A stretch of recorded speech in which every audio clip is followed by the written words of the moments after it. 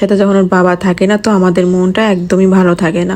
কারণ শুক্রবার দিনটা একটু অন্যরকম লাগে না, মানে অন্য সব দিনের চাইতে একটু আলাদা লাগে। আর ওর বাবা থাকলে তো মানে আরো বেশি আলাদা লাগে।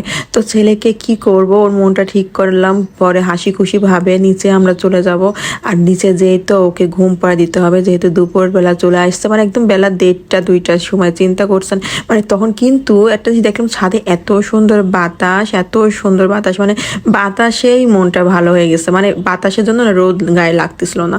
আর আবহাওয়াটা কিন্তু বেশ সুন্দর, আকাশ ঠিক মেঘলা মেঘলা ছিল। তো আজকে তো আমার দিন এভাবেই কেটে যাবে, কারণ আমার ছেলের মুড একদম ভালো নেই। তো ওকে ঘুম পড়ায় দেব, দিয়ে দেখা যাক ছেলে ঘুম থেকে উঠার পরে বিকেলের মুড কেমন হয়। তো এটা ছিল গতকালকে বিকেলের নাস্তা বলতে কদিন ধরে না শুধু মনে হচ্ছে একটু পিঠা খাই।